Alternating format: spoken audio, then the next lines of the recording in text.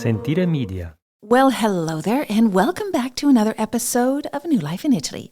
I'm your host, Samantha Wilson, and today's episode is all about one thing: how you actually work and make money in Italy. Because if you're not retiring, this question shows up very quick. What am I actually going to do for work when I move to Italy? And if you don't speak Italian, your options can feel very limited. So most people start looking at what they already know. And for many, that's English, which is why so many people ask, can I move to Italy and teach English? I mean, it sounds simple. It sounds accessible. It feels like something you can figure out once you arrive. But it's not just about speaking English. It's not just about finding a job. And it's definitely not as straightforward as people expect, because there's process, there's bureaucracy, and there's a learning curve.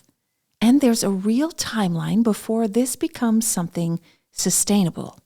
So today I'm sitting down with a woman who has actually done this.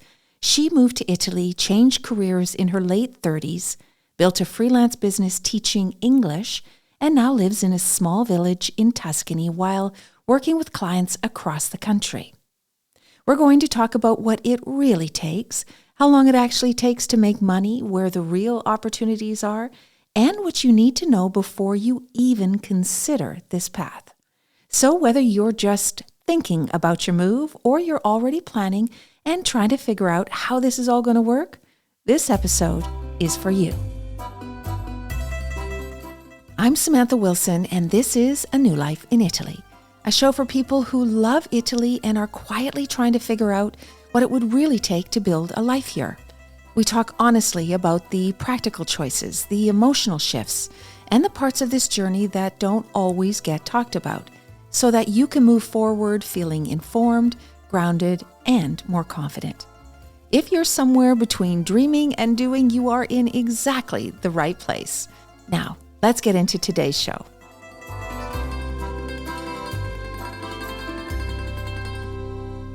So today's episode is an interview, and I want to set this up properly because I think that this story is incredibly relatable for so many of you listening.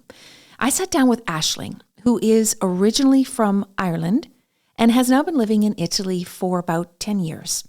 And her story is not the usual, I moved to Italy and everything just magically worked out. She had a full career in Ireland. She was working in the arts and cultural management, including with a bunch of different opera companies. And then she made the decision to move to Italy for love. And like so many of you will face, she had to start over. A new country, a new system, no network at all, and a career that didn't translate here in Italy. So she asked herself the same question that so many of you are asking right now. What can I actually do when I move? And like many expats, she turned to teaching English. But what I love about her story is that she didn't just treat this like a temporary solution. She actually built it into a real career. She got her TEFL certification before moving to Italy. She landed a job within, I think, a month being in Milan. She was teaching business English to corporate clients. And then she made a decision that most people in Italy would never, ever make. She walked away from a permanent contract, which, if you know anything about Italy, this is a work contract that is considered one of the most secure and desirable positions that you can have. In fact, a lot of Italians will have, parties if they get this permanent contract. But she gave it up and she chose to go freelance. And this is where the conversation can get really interesting, because we talk about what it actually takes to build a freelance business in Italy, teaching English, but we also talk about something even more important, and that is how it all actually works in Italy, because it's not about sending emails or about submitting resumes that you might be used to.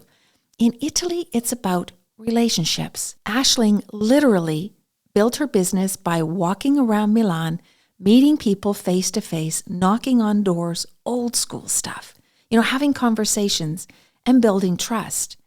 And that is such a key takeaway, because if you don't understand that one piece about Italy, nothing else will work the way you expect it to. And this goes for everything that you want to do, from building a business to building your friendship circle to even finding a plumber. I mean, it's about relationships here. It is so important to understand that. Now, we also talk about income and how long it realistically takes to build something that's stable. And she says it's about 2 years, not 2 months, not 6 months, but 2 years of building these relationships, delivering quality, and growing your network, because it takes time for people to talk about you, to get to know you and trust you, and then tell their friends about you. And she's taken all of this experience and turned it into a book that actually walks people step by step through how to build a freelance English teaching business in Italy. So if this is something that you've been thinking about, this conversation is going to give you a very real look at what that path actually looks like. Well, hello, Ashling. Welcome to the show. Oh, thank you. It's a pleasure. I am really quite excited to talk about this because a lot of people that I speak to, their idea of moving to Italy, of course, isn't always just to retire and drink wine all day, although, a lot of people do dream of that too. But really, a lot of people think about, what am I going to do? What is my job going to be? Or, what can I do if I can work? And a lot of people lean into language, because I think this is a common thread for expats all over the world, is to teach English in the new country that they're in. Yes, absolutely. I think it's really, I suppose, if you're thinking also of having to change your career and then moving to a country where English is not the main language, English teaching really comes up as the number one thing to do to be able to at least start working in that country. So I think it's a popular choice for a lot of people who come to Italy and are, let's say, still of working age, who don't have the luxury to come and retire, as you say, and sip wine all day. Right. So again, and obviously people think, well, I speak English, it should be an easy thing to do for a living, but it isn't. It's not just, I think, an easy thing to do as a job. But when we're in Italy, we're talking about a lot of bureaucracy that surrounds everything that we do here. And I do want to talk about that. But first, I want everybody to understand a little bit more about who you are and where you live now. And you did talk a little bit there about changing your career. So maybe you can just let everybody know a little bit more about yourself. Sure. Well, I'm from Ireland. And I've been living in Italy for 10 years now. And I guess the reason I'm here is because I'm married to an Italian. Hmm. So I met my husband in Dublin. And then after a year or so of the long distance relationship, I decided to move to Milan, where we were at the time. My husband was living there at the time, and in order to do that, to make that move, I had to change careers, because in Ireland I was working in arts and cultural management, so in a very different career. Mm-hmm. So I was also creative director of a theatre, and I worked on a project basis with different arts organizations and opera companies, also for an orchestra. So this was my kind of work. But moving to Italy, I knew that would be quite difficult to make that transfer from working in that industry in Ireland to Italy. Hmm. Also, without any contacts, it's that industry also is very much based on your contacts, the relationships you've built up, Right. and I had no relationships in that sense with Italy. Yeah. So, thinking about making the move, I thought, okay, well, what can I do? I was 38 at the time, and so still, mid career, I Hmm. had to work, and so I thought, okay, I'll look at teaching English. Hmm. And so before I made the move, while I was still in Dublin, I completed a TEFL certificate, which is for a certificate for teaching English as a foreign language. Hmm. So that then prepared me for when I made the move to Italy. And I actually, within a month after moving to Italy, moving to Milan, I got a full-time job teaching. So I was actually working with one of the big five consultancy companies, Mm. and teaching business English, helping the senior managers and partners to improve their communication skills in the English language. Right. Well, do you find there's a lot of work for that, in business English? I know there's a lot of tutors and language schools for, just everyday life. But what about, this area getting into the business world? Well, absolutely in Italy. Unfortunately, Italy still ranks quite low in terms Yeah. of the English language skill on an international business level. So Hmm. actually, this business English is a very there's a lot of opportunity in Italy for this kind of work, because also now, with global business, it's so vital for Italian companies to be able to communicate well in English. And this actually was the area that I chose to particularly go into, so working in corporate environments and working with business professionals. Right. And so you work, I think you had said that you got a job in Milan with one of the major companies, I guess, that teach business English. And did you continue there or did you change? Yeah, so in my first year, I had a contratto al tempo indeterminato, Hmm. which is, let's say, one of the most sought after contracts really in Italy in terms of work, because it's a very stable and secure contract. Exactly. Yes, you have parties, you have house parties when you get one of those in Yes, Italy. yes, yes. And so then after a year, when I decided I was going to give that up to go freelancing, Mm. everybody thought I was crazy. Crazy. Yeah. They said, what are you doing? Trying to go freelance when you have this contract, which is, Yeah. so protected. Yeah. And but really, after the year, I learned a lot in that first year. But for me, I just realized it working under this kind of contract and working for another company didn't really suit me, also because I had come from being freelance in Ireland Right. at that Yeah. point, and I missed that, and I was very used to, managing my own work, my own business, and I just thought, no, I really want to give that a go here Mhm. too. Mhm. And also just to give myself that more control over my time and freedom, and also the freedom to really enjoy life in Italy, because that was something that under the original contract was more challenging, because Sure. I found it more restrictive, because I was told when I could take my holidays. Exactly. And And yeah, it was, and you're working in Milan, which is yeah. an entirely different world in Italy anyway for the work world, right? It's just a Oh, lot more intense. absolutely, it's very intense. And then, you're obliged to take your holidays around Ferragosto, always Mhm. in Mhm. August, when everyone else is on holidays, and Yeah. maybe it's a more expensive time to go on holidays. And I was just really looking for a bit more freedom, also freedom in terms of my time, but also freedom in terms of choosing my clients who I wanted to work with, who Mhm. I resonated more with in terms of investing my own time and my own business. So yes, I made that decision, even though everyone thought I was a bit Yeah. crazy. And started out going freelance. So tell me what it actually takes, to set yourself up as a freelance English teacher, especially in this category of business English. What did you Yeah. have to do for that?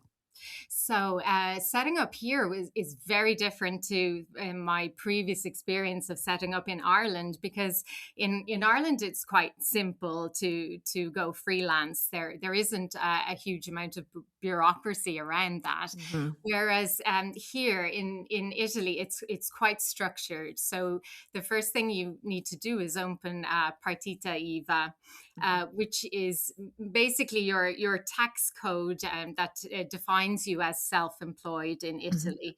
And this is really important for everything that all the business that you do going forward, in terms of your taxes, your tax declarations, and your invoicing, in terms of the tax and taxes and reporting, etc.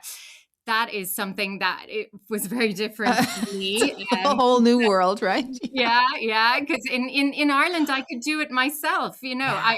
It was a small business, and I could do my tax return myself, all my accounting. It was very straightforward. Here, it's not so straightforward, No. and you really need to have a very good commercialista or Hmm. tributarista.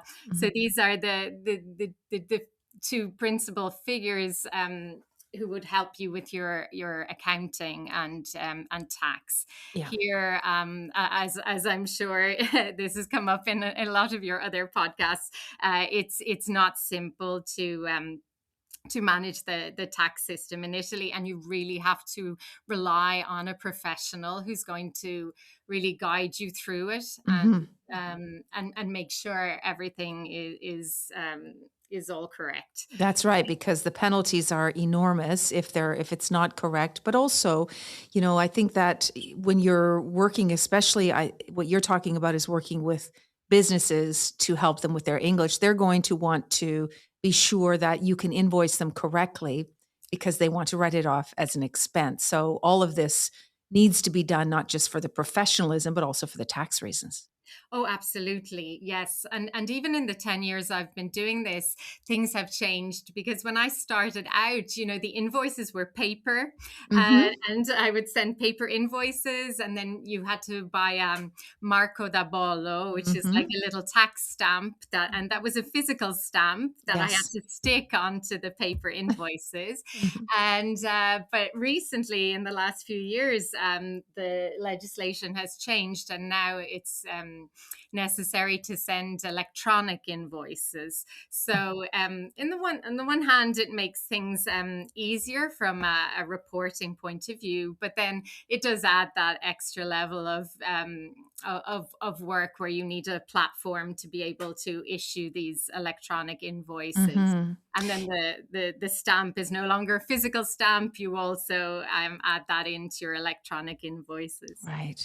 So tell me about, besides the, bureaucracy, which is a very, very deep rabbit hole, Mhm. especially in business side. I always say to people with business in Italy that honestly, this country has so much to offer. It really, in my opinion, has the best of everything.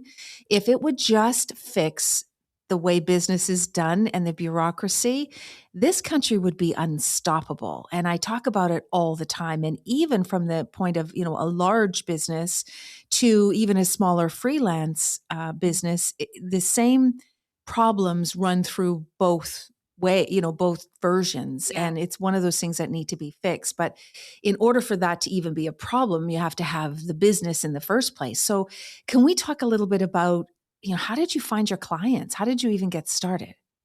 Sure.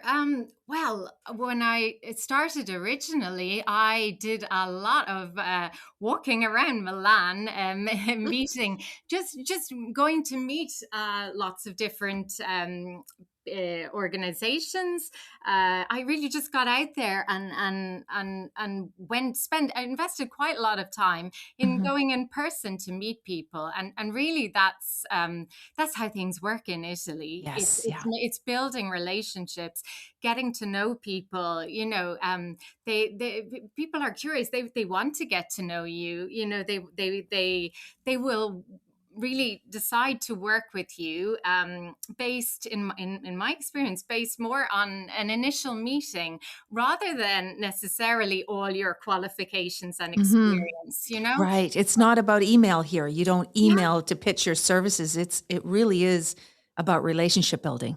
Absolutely, Yeah. absolutely, and what I found also, with going to meet people, in lots of different businesses and types of companies, that a lot of the relationships, they really come from that initial conversation, that chat of telling them your background, and then they're curious about where you come from, what you might bring to them, far more than what your qualification is. I mean, I rarely talked about my TEFL certification or even my primary degree very Mhm. much in these conversations. They always kind of went somewhere else, and then uh, these the relationships came from that, from being given a chance, from being building up these relationships. Right. Right. So you brought on your clients and you work remotely, you work from home? I do now. Now I do. So I'm living in rural Tuscany now. So Mhm. 5 years ago, we made the move from Milan. So it all coincided with COVID. Yeah. So it's a kind of a long story, but COVID hit, and we were in Milan, in the epicenter, and Yes, for sure. I also had discovered I was pregnant just before COVID broke out, and we already had bought a house here in Tuscany, which we were using really as a holiday home, but also Mhm. we were renting it out. So we had done that for a year, and then it was going well. But then when COVID hit, all our the Sure. cancellations came in, and we had a new baby, and we said, okay, let's just move there ourselves, because we were in a nice apartment, in the more or less the center of Milan, but it was on the top floor. The lift didn't go all the way up. It wasn't Yeah. really conducive to having a baby and a Yeah. stroller. And we said, okay, at that point, all the work had already gone online. So life in Milan for me was hopping around the city between the metro and the trams, going from company to company, from the university where I teach, and to different Yeah. companies. And then all of a sudden, with COVID, everything then went online, Mhm. and it stayed online. So when we made the move here to Tuscany, I've kept all my clients. So most of my clients now are still in Milan. I have some in Rome, also, Mhm. but it's just all gone online. So Mhm. life has changed a lot in the It last. has. I Yeah. know. I think it's one of the major shifts I know here in Italy through COVID was pulling Italy forward into this a little bit closer into the digital way of doing business and communicating. And, I guess in a sense, that's one of the pros that came out of such a horrible time. But, I know that not well, recently, you have also written a book on freelancing English. Yes. It's called, I think, Freelance English Teaching in Italy: How to Find High Paying Clients and Build a Sustainable Career. And I think it is such a great really a great resource for people because, as I said earlier, a lot of people think about this, but I do want to quickly just note that you are Irish and you are married to an Italian. So the work visa wasn't something that you had to consider. Obviously, if people want to move to Italy to teach English in any capacity, they either need to be European citizen, married to, or of course, a visa. So let's just talk about perhaps from the level of somebody can move and live and work in Italy. They're already beyond that visa piece or that immigration piece. Yeah. Tell me what you think they should do. Like, what are the first concrete steps that someone should take in order to replicate, in a sense, what you've done? Sure. Well, I mean, the first thing is to complete a TEFL certificate. So one of the certificates to be able to teach English as a foreign language. And generally speaking, you would also need a bachelor's degree. So these are, let's say, the minimum requirements for Hmm. teaching English in Italy. So my book focuses on the path as a freelance English teacher. A lot of people, when they first arrive, come and work for a language school, which can be, really great experience also for people who've had to change career and come here, and maybe they don't have a lot of teaching experience, prior teaching experience. So working for language schools has a really great place for people starting out. In terms of freelancing English teaching, this is where you can really have the opportunity to increase your income, because with the school there will always be a limit on your Hmm. hourly rate, because naturally the school has lots of overheads, etc. So Right. in terms of setting up on a freelance basis, the benefit is you can go after contracts that then you're getting to keep 100% of those Yes, fees. exactly. Okay, so going back to the business English, the great thing about the business English courses is that Italy actually invests a lot of money in this. So for a lot of companies, there's special funding allocated for this, for Mm. professional development, and especially for English. So you have a lot of opportunity to win these kinds of contracts that are basically for government funded programs. Right. So That's very important for people to know because if you're yeah. trying to sell your service, you can always explain to the business that might not know about it that they could get is it a subsidized Yes, it is. It is exactly, and then also, for example, there are a lot of consultancy companies in Italy that actually work to obtain this funding for their clients. So, right. for example, I some of my clients are consultancy companies who then hire me Mhm. because they've already maybe successfully obtained the funding on behalf of their client, Mm. and then I work with them to actually provide the course The for the service, yeah. business, is for the service. Well, that's So smart. Yeah, yeah, that's a great way in. yeah, Exactly. yeah. So, how realistically, how long does it take for someone to build, a stable income as a freelancer here, as a freelance English teacher here? I know this, it could be, I guess, how long is a piece of string? But, Yeah. generally speaking, what should people expect? Because it's different in Italy. Things aren't quite as usually as quick. Sure. I mean, I think within 2 years, I think you can. A lot of it goes back to that relationship building, Hmm.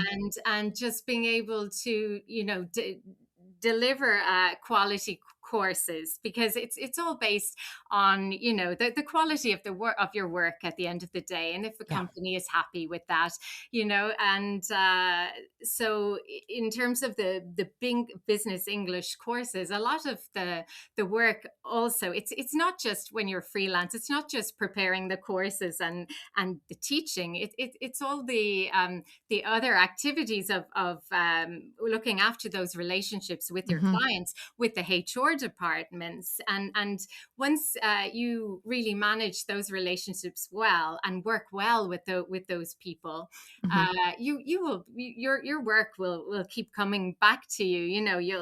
You'll have get more courses and more courses, Right. and also be recommended, which is what's happened to me, but from company to company. Or you might have a contact in one company who then moves to a different company, Hmm. and Hmm. they take you with them, and that's also happened to me, which is wonderful, because then you're working for two companies but from the same source. Yes, that's really good. So culturally, maybe this is a little bit different, or do you think it's the same as in Ireland? It can happen also in Ireland in terms of the relationships, but here I think so. Some of the differences are, I think over here they don't. Um, in my experience, haven't checked a lot of references. For example, maybe in Ireland they ask more for references from other employers and written references, and it might be a bit more formalized. And Mhm. so here it's something that surprised me, because knowing how much Italians love their bureaucracy and paperwork, I did find it a bit strange at the beginning that I wasn't asked for written references from previous employers, or Right. they really accepted what I said and didn't always look for proof, or Yeah. even proof of a qualification. I was actually rarely asked to provide the certificate, or at least Right. a copy of my degree. So in terms of that, it was a bit surprising to me, Yeah. but yeah. Well, I think that speaks again, what we said at the beginning. This country is built on relationships. And even when it comes to starting your own business, a freelance business, then it's those relationships that will not just get you through the door, but that will carry you all the way down the road, right? That will continue your business. Oh, absolutely. 100%. It's about the relationships.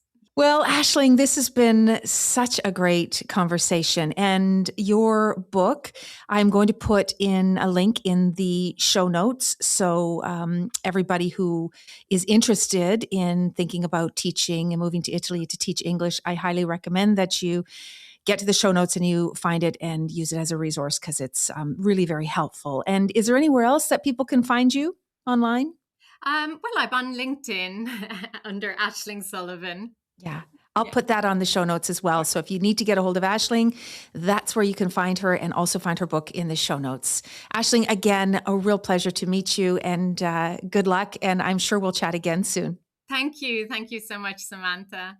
So here's what I want you to really take away from this episode.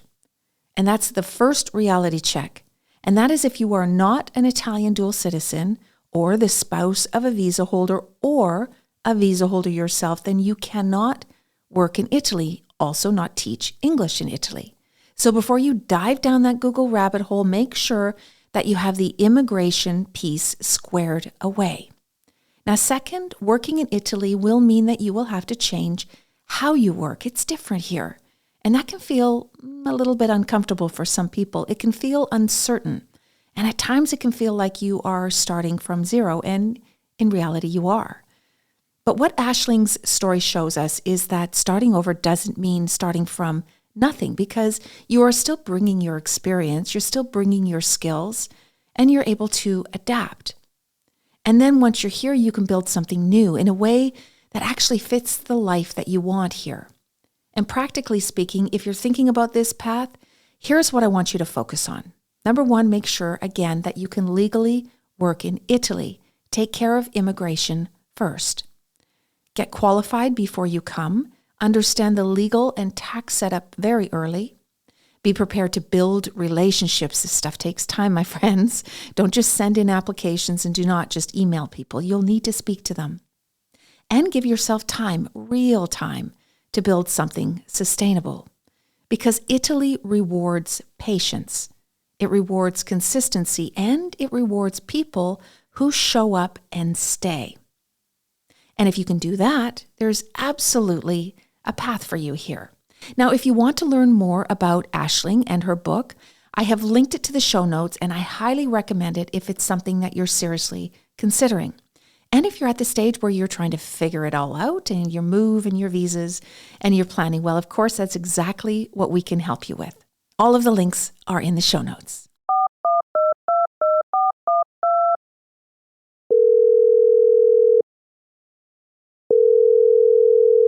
It's time for listener questions. My team has picked 3 listener questions, all left on our voicemail. I have no idea what these questions are, but I haven't been stumped yet. Are you ready? Let's get started. All right, my friends, it's time for question time. Question number 1. Can I legally freelance in Italy on a visa? And which visa actually allows this? All right, big question. So we talked about in this episode about becoming an English teacher or teaching English in Italy, but the reality is you have to get your immigration settled. So the kinds of visas that you can work as an English teacher in Italy are your self-employment visa, the investor visa.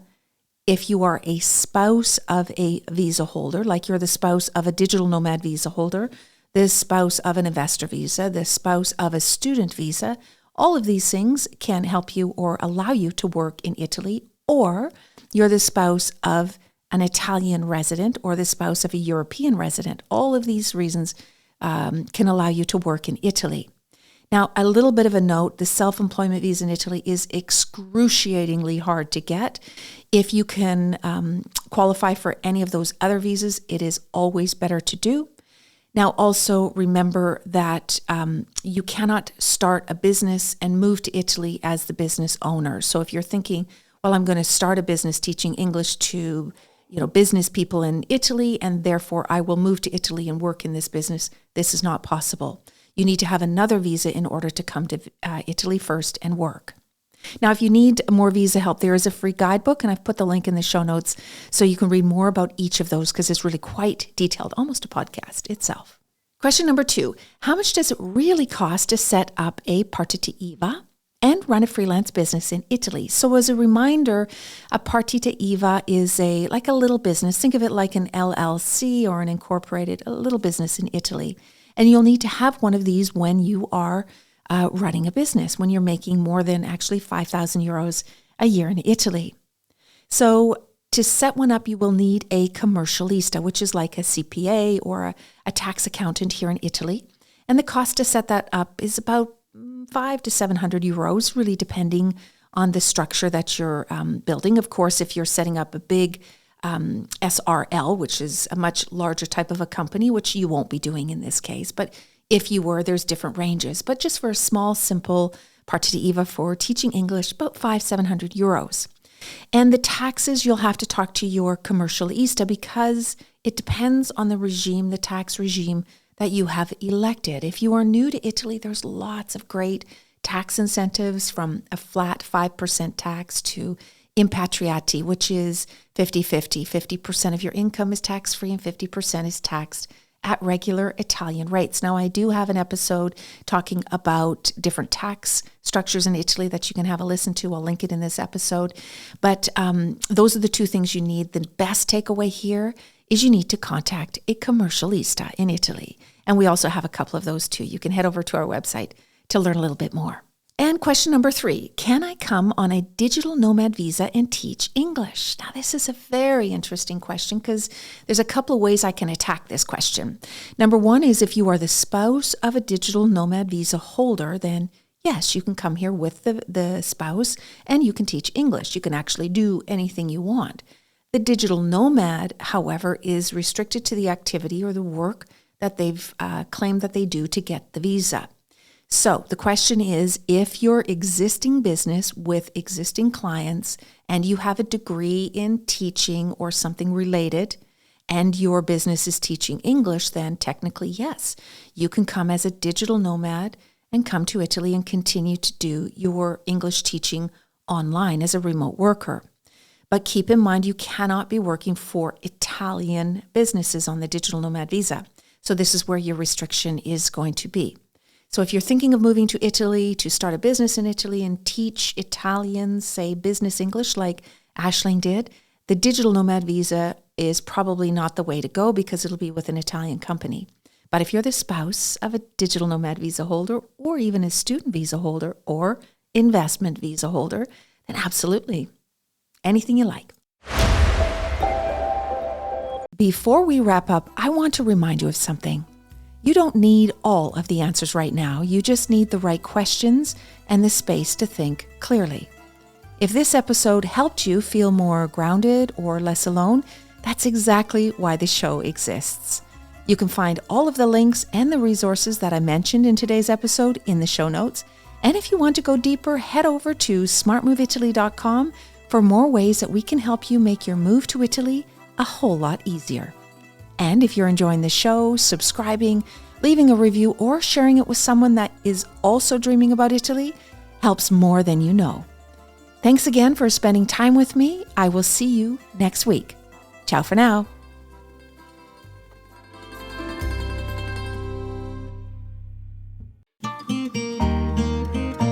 Sentire Media. This episode is brought to you by the Smart Move Italy app, your free tool for planning, moving, and thriving in Italy. Download it today on iOS and Android.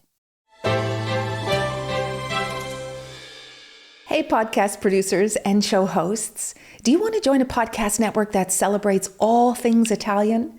At Sentire Media, we understand the allure of Italy and its unique culture. Our devoted team of hosts and producers are all driven by their shared passion for Italy.